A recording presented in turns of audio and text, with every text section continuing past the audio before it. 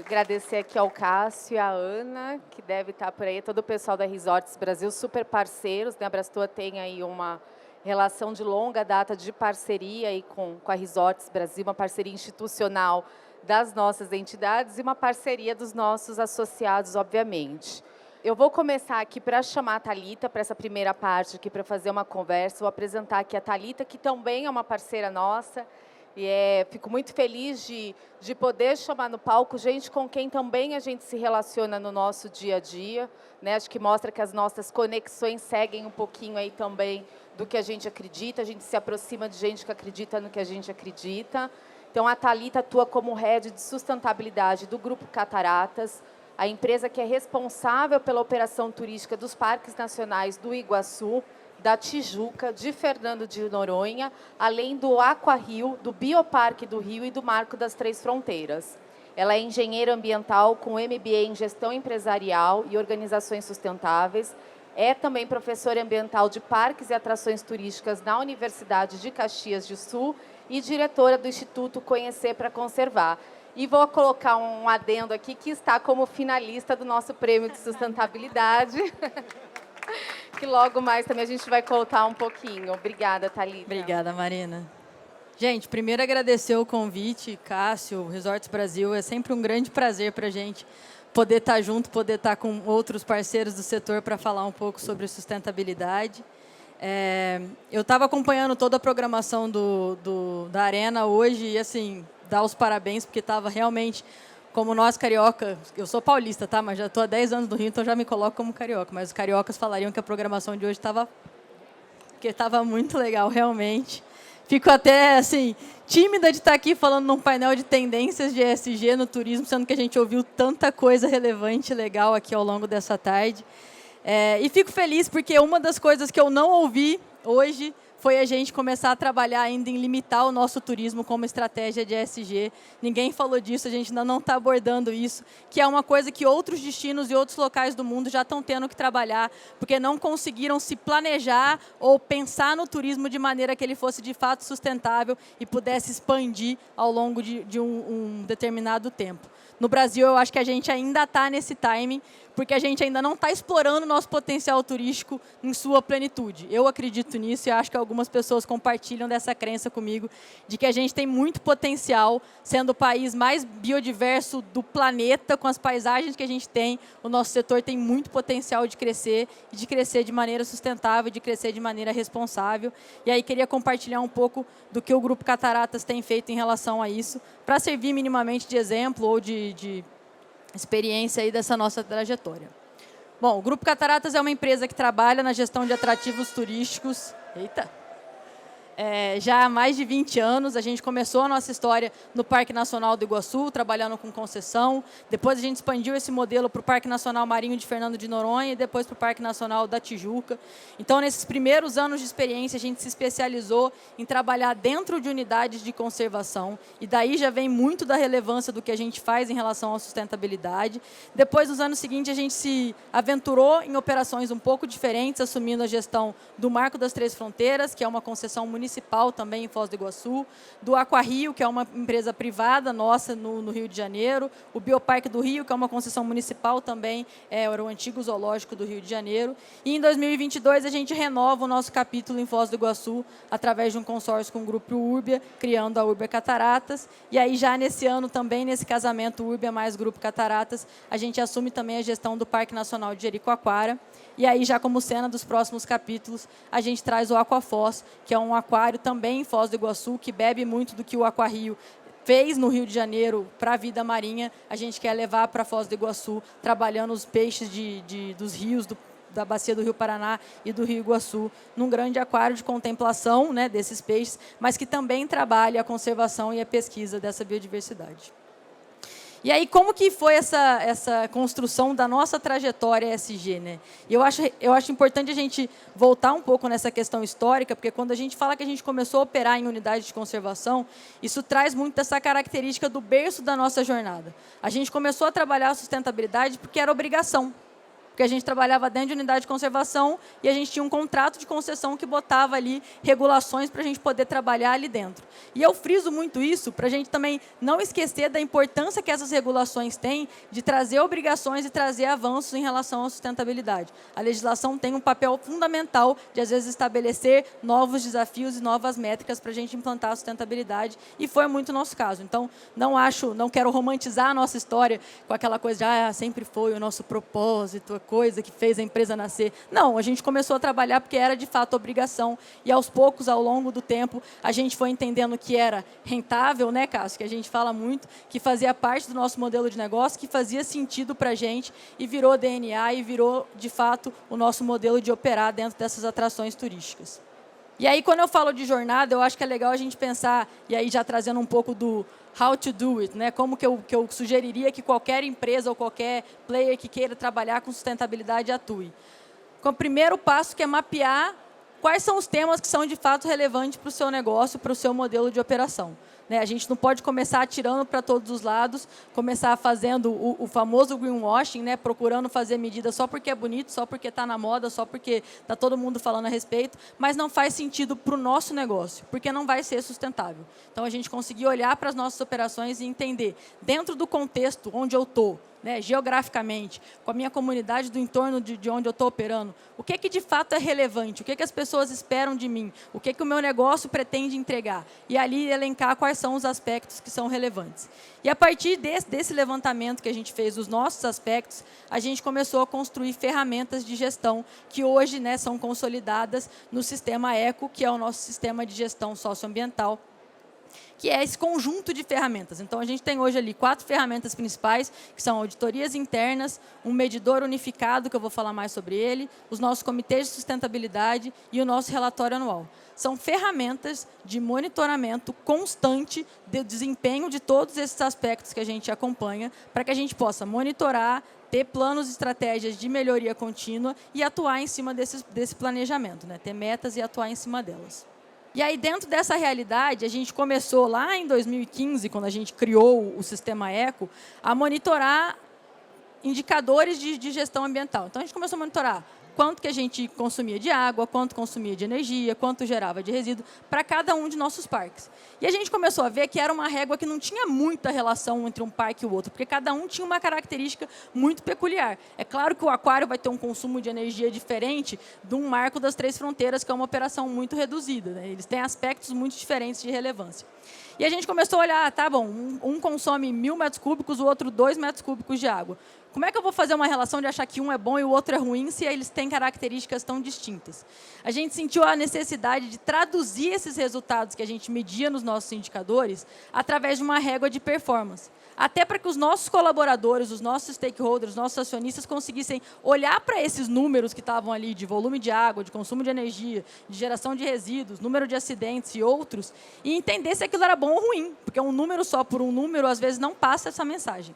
E aí a gente pegou, através de um histórico de dados que a gente já tinha de mais de 10 anos de dados consolidados, e criou o MUDAS, que é essa metodologia de traduzir essas metrificações, esses indicadores, numa régua de performance. Então, hoje, o relatório que a gente reporta mensalmente para os nossos stakeholders, incluindo os nossos embaixadores, que são os nossos colaboradores, é isso aqui. Então, ele contém não só o dado quantitativo dos consumos e dos indicadores que a gente mede, mas também a categoria de cada um deles dentro dessa régua de desempenho, o que leva o parque a ter uma nota também de desempenho consolidada por mês. E isso, hoje, é meta de bonificação de todos os colaboradores da empresa. A nota média do MUDAS, ela compõe a participação de resultados de todo mundo da empresa. Então, é uma metodologia de engajamento também, para que todo mundo esteja junto e não fique só a equipe da Thalita lá, que trabalha com sustentabilidade, lutando todo dia para reduzir o consumo de água ou para melhorar a gestão de resíduos. É meta da empresa inteira. A empresa inteira tem que trabalhar isso de maneira sinérgica. Em relação ao combate às mudanças climáticas também, que é um assunto que está em pauta, eu acho que a gente está falando muito disso porque a gente está sofrendo disso. Acho que por muito tempo a gente ignorou falar disso porque a gente achava que mudanças climáticas era trabalhar só a redução, a neutralização. Agora a gente está sofrendo com os efeitos das mudanças climáticas, está batendo na porta e a gente está tendo que olhar para isso. E, de fato, não era uma coisa que a gente olhava há 5 anos atrás. Não era um aspecto material para o nosso negócio, a gente não tinha essa visão. Olha que absurdo a gente pensar nisso. Uma empresa que trabalha em unidade unidade de conservação que está suscetível todos os dias a um evento extremo atmosférico, uma chuva forte, um vento forte, um aumento de vazão das cataratas do Iguaçu. Tudo isso afeta a nossa operação e há 5 anos atrás a gente não considerava isso como um aspecto material. Estou sendo muito transparente com vocês aqui, trazendo isso. Porque é de fato isso, é um aprendizado de contexto. Você vai a cada ano revisando os seus temas e entendendo que as coisas vão mudar e que você precisa olhar para isso de uma maneira mais madura. Então, quando a gente entrou com as mudanças climáticas dentro da nossa matriz de materialidade, a gente começou a trabalhar os nossos inventários, começamos a trabalhar a neutralidade de carbono. Já há 3 anos consecutivos a gente é uma empresa carbono neutro. E aí, na semana passada, a gente esteve no evento com a ONU Turismo e a ONU Meio Ambiente e a gente assinou a Declaração de Glasgow, que eu brinco fazendo um paralelo, que é o Acordo de Paris do turismo. É um acordo que a ONU Turismo criou para que empresas e destinos turísticos se associem e assumam um compromisso de gestão de suas emissões atmosféricas. Então, aqui já fica um cutucãozinho também, para que ninguém fique atrasado na lição de casa aí. A gente, todo mundo como setor, está provocado a fazer parte desse movimento. Não é nenhuma coisa que você precisa do dia para a noite ser carbono neutro ou ser carbono zero. O que eles pedem é que você faça um planejamento e que você apresente isso anualmente, como é que está esse seu desempenho em relação à gestão de emissões atmosféricas. Outra coisa que eu trago aqui como um exemplo é essa questão da conservação de biodiversidade. Eu falei no começo, né, que o Brasil, como um país com a maior biodiversidade do mundo, tem muito potencial a ser explorado em relação ao turismo de natureza. E eu acho que falta um pouco a gente ter essa visão de como a gente consegue devolver. Né? A gente falou muito de turismo regenerativo hoje. Né? Qual o papel dessas operações, desses hotéis, dessas redes, em devolver para os locais onde a gente está um pouco do que a gente está se beneficiando ali através do turismo? Através da conservação da biodiversidade. Né? A gente pode e deve apoiar muito essas iniciativas. Ah, mas eu não tenho know-how, Thalita. Como é que eu vou querer conservar a tartaruga marinha se eu sou um hotel? Que tipo de conhecimento eu tenho para trabalhar com conservação da biodiversidade? A gente não precisa ter. Eu acho que a boa notícia é essa. Tem muito especialista, muito cientista, pesquisador, muito projeto de conservação atuando no Brasil e que, às vezes, precisa de ajuda tão básica quanto um tanque de gasolina para fazer um deslocamento. Quanto uma consulta jurídica que seu próprio departamento jurídico dentro da empresa pode dar. Uma consulta contábil, enfim. Coisas que a gente consegue, no nosso dia a dia, apoiar esses pequenos projetos para que eles consigam fazer a sua especialidade, que é conservar a biodiversidade e trabalhar isso de maneira fundamental. Enfim, a questão do desenvolvimento local, que eu acho que também foi muito falado, e eu acho que tem muito a ver com esse give back, né, para o local e para o destino onde a gente está atuando. Aqui fala um pouco sobre o programa socioambiental, que é uma metodologia que a gente tem trabalhado nas comunidades dos entornos dos nossos parques para fomentar o socioempreendedorismo. A gente criou uma espécie de incubadora social, onde a gente seleciona projetos das comunidades para que eles recebam apoio, que assim como os projetos de conservação, às vezes são apoios muito simples que eles precisam e que a gente consegue dar e fomentar esses projetos. A gente já está fazendo isso no Rio de Janeiro, com as comunidades do Guararapes, Cerro Corá, e em Fernando de Noronha também, com a comunidade local. Inclusão e acessibilidade, eu acho que a gente também falou muito disso hoje, essa questão da gente quebrar um pouco as barreiras, de achar que pessoa com deficiência não quer visitar, não quer fazer turismo. A gente consegue, através de medidas, de novo, simples e básicas, promover a inclusão dessas pessoas para que elas possam experimentar das nossas experiências. De novo, a diversidade aliada à inclusão. Né? A gente começou a trabalhar a diversidade como estratégia de negócio. Como assim? A gente recebe pessoas do mundo inteiro, 6 milhões de pessoas nos nossos parques. Pessoas de etnias diferentes, de sexos diferentes, de línguas diferentes. E a gente, em determinado momento, entendeu que a gente precisava de pessoas que fossem fluentes em outras línguas para poder atender melhor os nossos visitantes. E aí a gente criou um programa de recepção de refugiados dentro da nossa força de trabalho e trouxe pessoas que eram fluentes em espanhol, em inglês, em francês, para trabalhar com a gente. E foi o primeiro projeto, foi o Novo Lar, que começou em 2016, e a partir dele foram sendo criados todos os outros grupos de trabalho para essa fortificação da diversidade na nossa força de trabalho, como uma estratégia de melhor atender um público cada vez mais diverso. E aí eu coloco as certificações não como uma maneira de querer levantar o ego da empresa, não é isso. Eu coloco as certificações como exemplos de metodologias que são aplicáveis e são acessíveis para qualquer empresa, qualquer negócio que queira trabalhar turismo e sustentabilidade. A Green Destinations, por exemplo, tem a plataforma de avaliação que você pode fazer seu self-assessment ali, entender quais são os pontos fortes e fracos do teu negócio. O Sistema B, que da mesma forma você consegue ter acesso à metodologia de avaliação sem pagar nada, a certificação não tem um custo, mas a avaliação é 100% acessível. E a Great Place to Work também está muito relacionada a essa questão trabalhista. Gente, obrigada. Queria apresentar um pouquinho dessa história para vocês. Espero que vocês tenham gostado.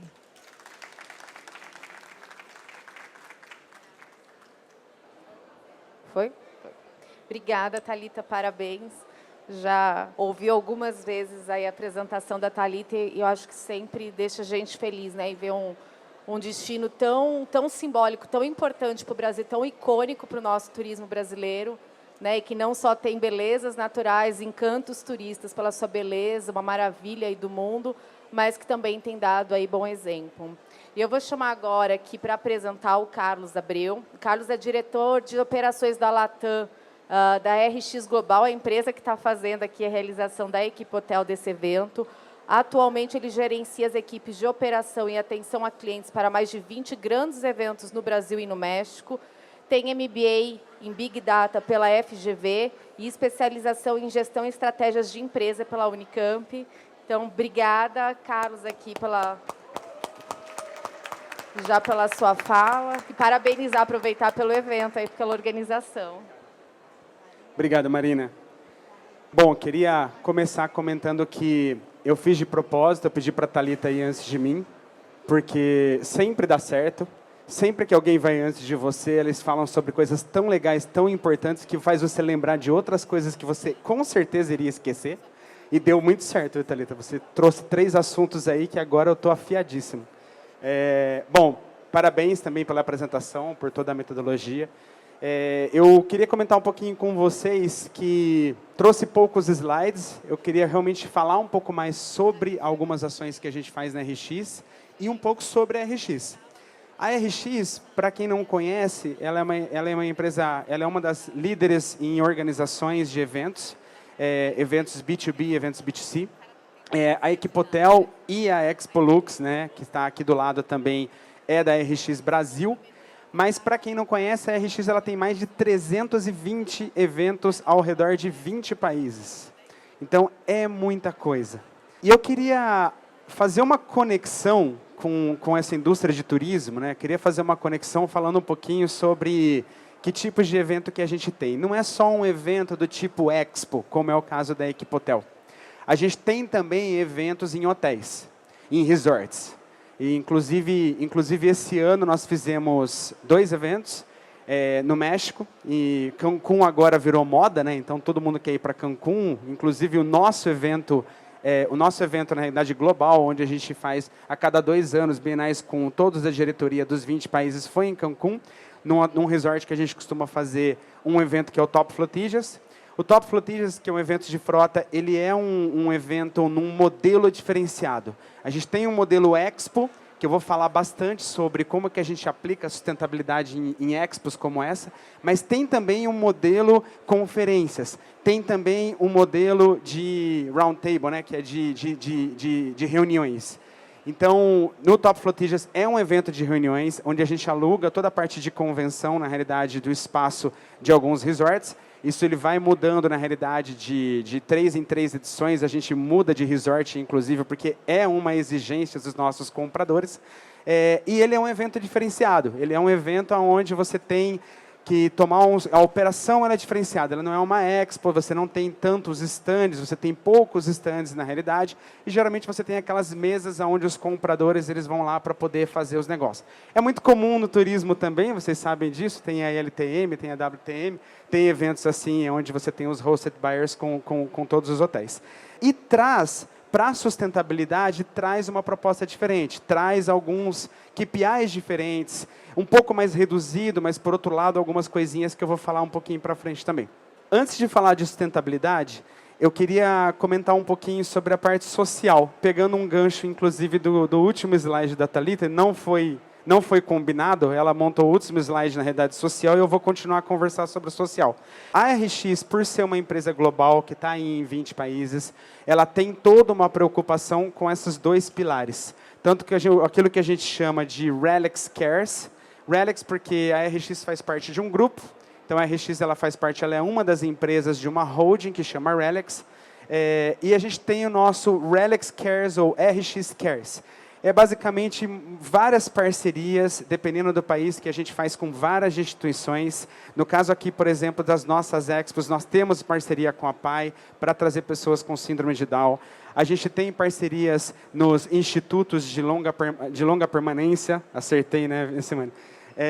Temos também para fazer, enfim, todo um trabalho social, né? Todo um trabalho social onde a gente pode realmente estar colaborando, além de outras ações que a gente fez, por exemplo, esse ano lá para o Sul, para o Rio Grande do Sul, que teve uma participação e um patrocínio da própria equipe hotel, inclusive, e do BCB, que é um evento que a gente tem de destilados, onde a gente acabou doando diversos containers, na realidade, de água da prata.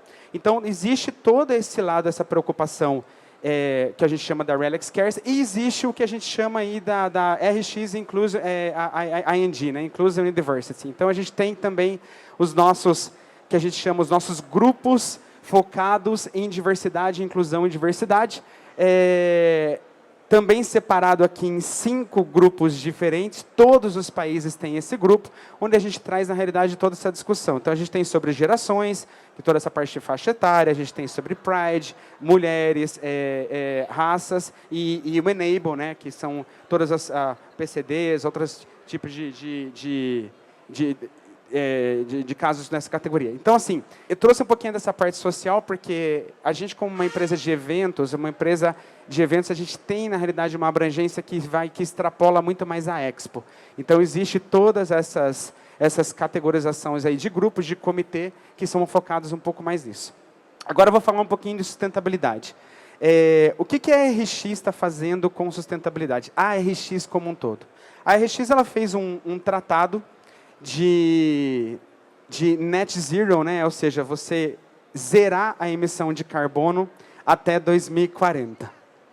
Vou fazer uma pausa dramática, porque eu acho que isso é meio agressivo demais, né?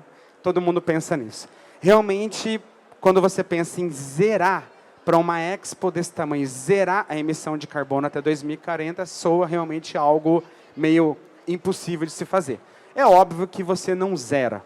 Você vai fazer de tudo para reduzir até, inclusive o plano da empresa é reduzir 50% as emissões até 2030 e depois pensar em zerar 2040. Isso é bem importante, essa sequência. Por que reduzir até 2030 e depois zerar até 2040? Porque alguns eventos, alguns países, já se preocupavam em fazer essas parcerias com empresas, na realidade, de geração de créditos, esse tipo de coisa, para você conseguir compensar a emissão de carbono que você tem. A RX ela decidiu não necessariamente proibir, não é proibir, mas é não incentivar esse tipo de ação, e sim canalizar todo o esforço e todo o foco na redução. Por quê? Porque comprar é fácil, se você tem um budget para isso. Você tem uma Expo desse tamanho, você fala, quanto que eu tenho de emissão de carbono? Quantas toneladas de carbono? É X tonelada. Quanto custa? $30 mil. Tá, os $30 mil, está resolvido o meu problema.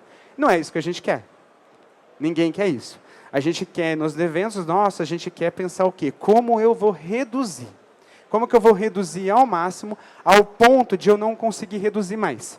E tem várias formas que eu vou falar um pouquinho para frente, mas é basicamente essa a proposta da RX globalmente, tá? No mundo inteiro. Então, a gente tem aqui até a redução até 2030 para estar fazendo net zero em 2040. Vamos muito bem, por enquanto, porque, como vocês podem ver, a gente começou isso aqui em 2021 e, muito provavelmente, a gente alcança essa redução de 50% antes disso. Aí vem a pergunta, como? Como vocês vão fazer isso, né? Então, eu trouxe um pouquinho, alguns casos bem rápidos, mas eu trouxe aqui, inclusive, algumas coisas que saíram na mídia o ano passado. Da RX, a gente conseguiu reduzir, na realidade, tem 3 pontos importantes aqui, né? Então, 50% a capacidade, reduzir 50% a capacidade de iluminação, teve 12% na realidade no consumo de energia, fazendo coisas simples, né? Você reduzindo a iluminação durante a montagem, trocando, utilizando mais um LED do que as tecnologias mais antigas. Algumas poucas ações que você consegue realmente ter uma redução. Você fala, pô, 12% só? 12%, mas 12% de uma Expo desse tamanho e outras, pode ter certeza que faz toda a diferença. Outra coisa interessante também, a gente conseguiu, através de alguma parceria que a gente tem com a Multilixo, aumentar 10% também em relação à reciclagem dos lixos, aí, dessa coleta que a gente faz não orgânica. Isso também é através de parceria, mas existe também aquilo que é mais simples. Né? O que é o mais simples? O mais simples é você limitar o ar-condicionado durante a montagem do evento. Obviamente que a gente não quer ninguém passando calor, mas você limita, você desliga à noite. Você tem uma coisa um pouco mais consciente, um uso mais consciente que no final faz toda a diferença em relação à energia. Você tem a adoção, na realidade, dos carpetes reutilizável. Então, esse carpete que vocês estão vendo aqui, ele é reutilizável e o destino dele, no final, ele vai para a sela de cavalo ou para capacho. Sim, capacho. Então, assim, você tem, na realidade, um destino onde ele pode ser reutilizado e ele não é utilizado uma única vez. Então, essa reutilização de um carpete, e aí, de novo, parece algo simples, que não faz tanta diferença, mas pensem na metragem desse pavilhão, por exemplo, se você tem um evento desse tamanho. Até, obviamente, a coleta e separação do que é orgânico e não orgânico. E alguma coisa um pouco mais sofisticada que a gente está começando a trabalhar agora, que é o cálculo da emissão de carbono por modelo de stand.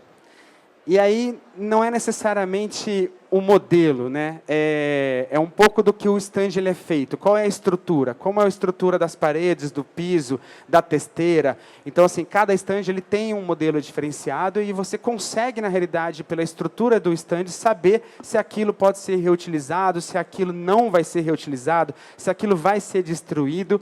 E sendo destruído, obviamente, é uma pegada, na realidade, maior. Então, a ideia, na realidade, aqui é trabalhar em cima do que a gente chama de escopo 1, da sustentabilidade, entre o 1, 2 e 3. Então, o escopo 1 são as emissões diretas daquilo que está sob o nosso controle. E é isso que a gente está focando como primeiro. Antes de falar do case da Expolux, eu queria só comentar 3 coisas que também faz conexão com o que a Thalita falou. Por isso que eu pedi para a Thalita primeiro, né, Thalita? A gente tem, na realidade, na RX, 3 pilares sobre o assunto de sustentabilidade. Eu trouxe só alguns casos aqui, mas esses casos, eles trabalham em cima de 3 pilares. O primeiro pilar é o monitoramento. Então, você tem que coletar. Como a Thalita comentou, você tem que coletar dados. Se você não coleta os dados, você não consegue definir metas. Então, o que a gente fez, de novo, globalmente, no nível global? A gente coleta tudo aquilo que você pode ter uma ação imediata no evento e até depois ações indiretas. O que é uma ação imediata ou uma ação direta? Resíduo, energia, o que é orgânico, o que não é orgânico, o que você vai fazer com isso, qual é o destino disso, se ele vai ser reutilizado ou não vai ser reutilizado. Saindo da parte de energia, no caso de uma Expo como essa, saindo da parte de energia e de resíduos, você tem resíduos no caso de praça de alimentação, você tem os próprios stands. Então, imagina a quantidade de stands que tem aqui, a gente tem na faixa de 300 e alguma coisa, 300 stands se nada for reciclado, a quantidade de lixo, de madeira que vai ter lá no final. Então, assim, o que você faz? O que você reutiliza?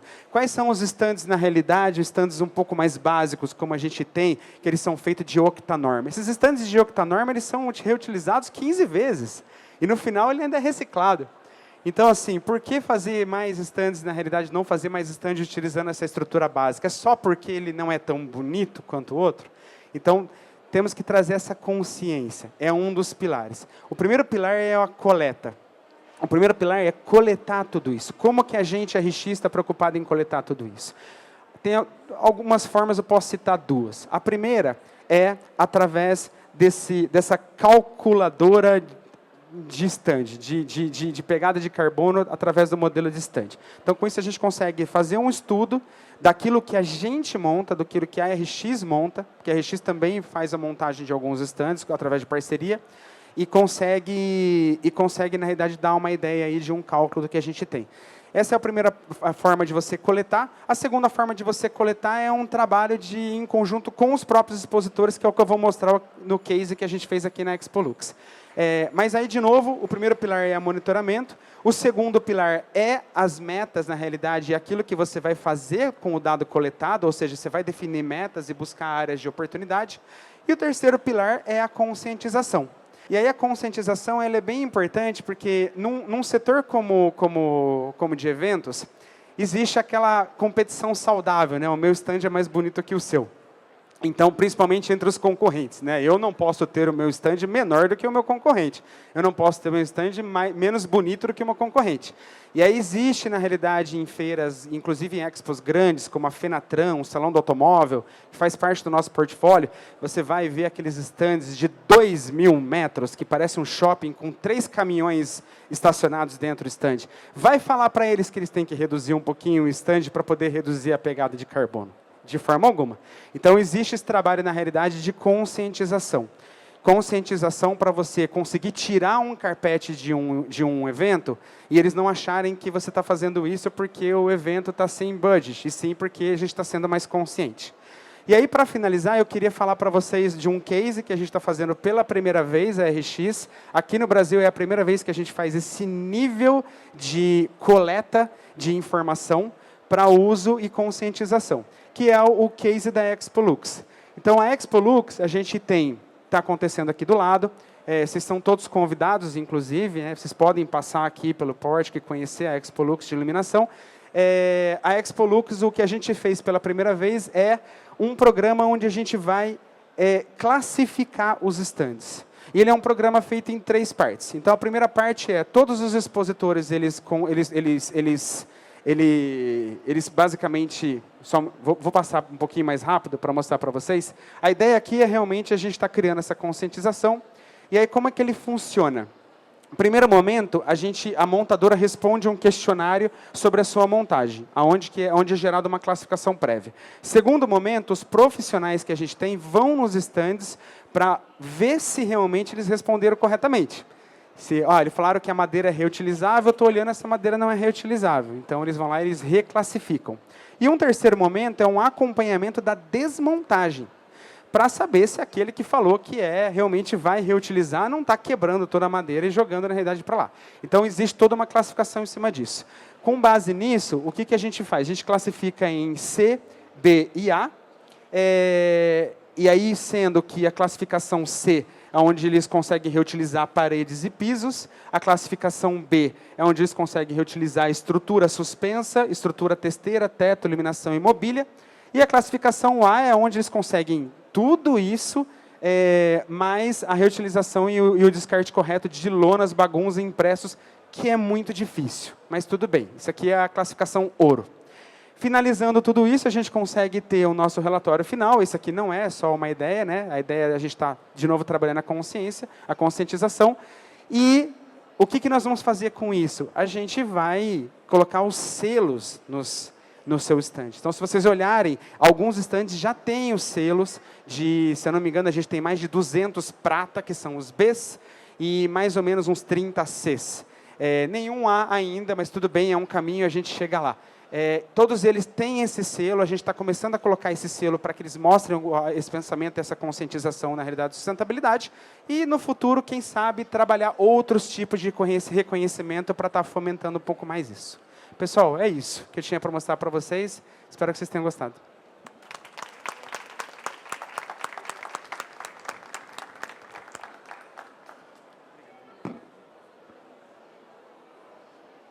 Voltar aqui. Obrigada, Carlos. Parabéns aí pelo trabalho, não só pelo sucesso do evento, a organização, mas de estar inserindo isso, que a gente possa ter muito em breve os nossos eventos todos de turismo. Já fica aqui a provocação e o desejo que possam estar sendo classificados, identificados dessa maneira. O que eu achei bacana é que a gente já está chegando quase no final, a gente está no penúltimo momento, ainda tem uma finalização aí do Cássio e da Ana, mas a gente conseguir talvez trazer aqui nesse praticamente último painel de conteúdo, 2 eixos tão importantes quando a gente pensa na indústria do turismo, né?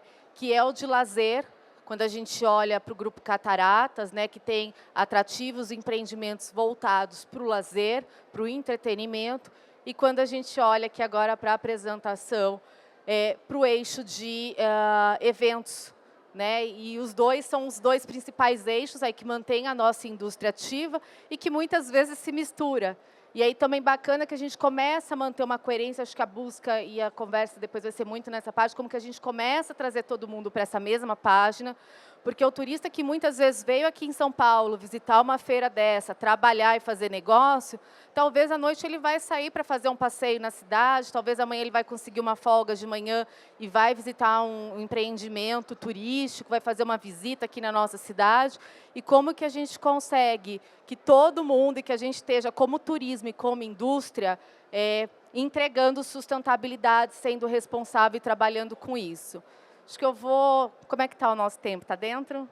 Eu vou colocar aqui rapidamente uma passagem da Abrastoa para contar um pouquinho para vocês, que a gente está aqui, óbvio, porque a gente é amigo da Ana e do Cássio, que convidaram e que foram gentis em chamar a gente para estar aqui, mas também porque, como o Carlos falou muito na fala dele, a questão da parceria. A gente tem uma parceria já muito consolidada aí com ambos, e como entidade, e aí eu vou contar um pouquinho aqui para vocês do que a Abrastoa tem feito, a gente entende que a gente tem que começar a fazer esse trabalho em rede, esse trabalho em parceria e muito também da porta para fora. Contar aqui um pouquinho para vocês, a gente, como Abrastoa, a gente tem uma medição nossa assim, de sustentabilidade entrando na Abrastoa lá em 2005. Então, nós estamos falando aí de quase 20 anos, nessa jornada, nesse caminho da sustentabilidade. A gente tem esses 3 marcos importantes, 2005 com a sustentabilidade iniciando lá dentro, 2012 o nosso prêmio e 2024 carbono neutro. A gente espera agora começar a ter um novo e importante marco aqui com a gente. Então, lá em 2005, a Abrastoa ela institui uma diretoria socioambiental, e é quando a gente consegue, de forma muito estruturada, colocar, de fato, a sustentabilidade não como algo que, de vez em quando, aparecia ou não, mas de forma estruturada e com espaço lá, com alguém olhando para isso. Ao longo dos anos, a gente fez diversas ações, diversas tentativas, algumas de sucesso, algumas nem tanto, e aí uma série de aprendizados que a gente vai tendo, né, no caminho. Algumas não deram tão certo, porque talvez não era o momento, porque nós não estávamos maduros, porque o mercado não estava maduro. A Abrastoa ela começa esse olhar para dentro, depois a gente entra num processo de tentar trazer os nossos associados. A Abrastoa hoje tem 89 associados, a Abrastoa, 57 são operadoras, e a gente tem um grupo de parceiros, então a gente tem destinos turísticos, companhia aérea, hotelaria, seguro de viagem, meios de pagamento, ou seja, uma série de parceiros e atores do turismo que atuam diretamente com os nossos associados. Então, num primeiro momento, é um olhar para dentro da Abrastoa. Num segundo momento, a gente tem um olhar de trazer esse associado para a mesma página, porque nada vale a gente ter um discurso da porta para fora, mas a gente não está com os associados dentro. Então, a gente faz um programa para os nossos associados, para eles começarem a ter um programa de sustentabilidade. Em 2012, que está aqui no processo, a gente cria o Prêmio Abrastoa de Sustentabilidade, porque a gente entende que a gente precisava dar esse passo para fora. Principalmente quando a gente fala de sustentabilidade, a gente está vendo o que está acontecendo hoje no mundo. Não adianta a gente cuidar da nossa casinha e do nosso quintal, se o vizinho está pondo fogo, se o não sei o que acontece, vai chegar na gente mesmo que a gente esteja ali fazendo toda a lição de casa. Então, como setor, a gente entendia que sustentabilidade é algo que não dá para fazer sozinho, não dá para eu fazer o meu papel e achar que está tudo feito. E segundo, que a gente é operador na cadeia, né? A gente entendia que o nosso elemento principal, quando a gente olhava para os nossos associados, o grande ativo que a gente tinha era muito mais essa transversalidade da atuação dos operadores, de falar com toda a cadeia, do que, de fato, o que eles faziam. Era muito pequeno que a gente conseguia fazer dentro só do universo, do ambiente de trabalho do operador ali do escritório. Então, a gente cria o Prêmio Abrastoa de Sustentabilidade para que a gente pudesse identificar no mercado o que tinha de prática e incentivar. Eu vou falar um pouquinho dele logo aqui na sequência. E aí a gente vem seguindo aí a cada ano, a gente vem tentando incorporar algumas coisas, algumas de novo que se mantêm, outras que não. E agora, em 2024, a Abrastoa se transformou numa entidade carbono neutro, com a neutralização total da operação e das nossas atividades. O que muda aqui, já como do ponto 1 nosso de 2005? A gente começa criando uma diretoria. Hoje, a gente não tem mais a diretoria, porque a gente conseguiu avançar num grau de maturidade, onde a gente não tem mais um departamento olhando para a sustentabilidade, mas que ele acontece em toda a entidade. Então, hoje ele está absorvido em todas as nossas ações, a gente não precisa ter lá um anexo, um campo, mas é onde todo mundo começa, né? A gente viu aqui ao longo do dia alguns que trouxeram isso. A gente começa com alguém ali cuidando e depois, a hora que a gente consegue entender a importância, isso tem que estar enraizado em toda empresa, todo negócio. Então, hoje, a sustentabilidade é um dos 6 pilares que a Abrastoa tem. E aqui a gente vai entrar no nosso prêmio. Então, o prêmio ele nasce com o intuito de estimular, de incentivar, de fomentar, de reconhecer, de contribuir, de inspirar. Essas são as palavras que nos movem para criar o prêmio. O Prêmio Abrastoa de Sustentabilidade, então, ele está desde 2012. Aqui um pouquinho dos objetivos do nosso prêmio, que é um prêmio onde a Abrastoa organiza, mas não é um prêmio nosso. Então, ele já tem 11 edições. Ao longo dessas 11 edições, foram mais de 100 cases premiados, mais de 1.000 iniciativas inscritas. Esse ano ele acontece em 2024, o Cássio até já trouxe aqui, junto com a Festures. A gente fez uma parceria para que ele aconteça dentro de um evento importante do setor, mas mais do que isso, levá-lo para a Serra Gaúcha, para Gramado. Diante de tudo o que aconteceu esse ano, não fazia sentido a gente falar de sustentabilidade, fazer nenhum tipo de premiação, nenhum tipo de discussão sobre o tema, se a gente não envolvesse o que a gente passou esse ano como setor. Então, o prêmio ele vai lá para Gramado, onde a gente leva a sustentabilidade para o centro do evento, para o centro de Gramado, e traz essa discussão para dentro do nosso prêmio. E aí, aqui eu vou fazer um parênteses para reforçar aqui o agradecimento e os parabéns à Resorts Brasil, que está entre as finalistas da edição desse ano. Em 9 de novembro, a gente vai reconhecer aqui os vencedores. Aqui não deve estar gravado, porque eu não posso falar que eu tenho preferência e torcida, né? Mas a gente tem, esperamos aí que vocês sejam contemplados aí com o troféu. E aí o Prêmio Abrastoa de Sustentabilidade é o primeiro prêmio do gênero no mundo a ter o apoio da Organização Mundial do Turismo.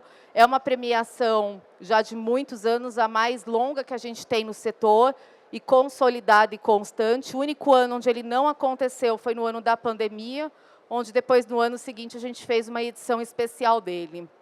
E hoje é uma referência do setor, tem apoio da Embratur, do PNUMA, da ONU Turismo, do Ministério do Turismo. E aí a gente segue, então, para 2024, aqui para o nosso mais recente passo, que é onde a Abrastoa entende aqui que as pegadas que a gente quer deixar nesse mundo, o que a gente quer levar e o que a gente quer deixar de marca. A Abrastoa já há mais de 10 anos faz aí a compensação dos seus eventos, das nossas atividades. Inclusive o Fernando, que apresentou aqui mais cedo hoje, é o nosso parceiro na neutralização, na compensação de carbono. E em 2024 a gente resolveu adotar a neutralização de 100% das nossas atividades. Então, todas as viagens, hoje para vir para cá está sendo contabilizado para estar vindo aqui no evento, vai entrar lá. E agora, desde esse ano, então, a gente neutraliza 100%, tem uma entidade de carbono neutro aqui no setor. E aí o que a gente sempre traz é isso, a gente fala muito, ouve muito falar sobre a tendência do momento. A tendência não é tendência, é a nossa garantia de futuro, é realidade. Eu acho que está mais do que claro isso para a gente. E eu acho que o convite que a gente sempre deixa aqui e o que a gente se compromete, é um compromisso público da Abrastoa, é que para que de fato a gente haja, que a gente seja a mudança que a gente deseja ser. E o que a gente tem olhado muito mais é do que o mundo que a gente quer, o que a gente quer ser para o mundo, né? O que a gente vai entregar de nós para o mundo. Então, é o que a Abrastoa tem se comprometido aí ao longo dos nossos anos e tem encontrado aí importantes parceiros para estar andando nessa jornada junto com a gente, estar construindo esse caminho e essa reconstrução, inclusive, de nós, né, como entidade, como empresas, como pessoas, cidadãs e profissionais, para que a gente possa contribuir mais com o mundo. Acho que é isso. Obrigada, Cássio. Obrigada, Ana. Parabéns aqui por essa arena. E a gente vai estar depois continuando com isso aí em novembro a gente está junto agora lá em Gramado também, para que a gente possa estar plantando essa semente aí ao longo das ações e dos encontros e das atividades que a gente tem dentro do nosso setor.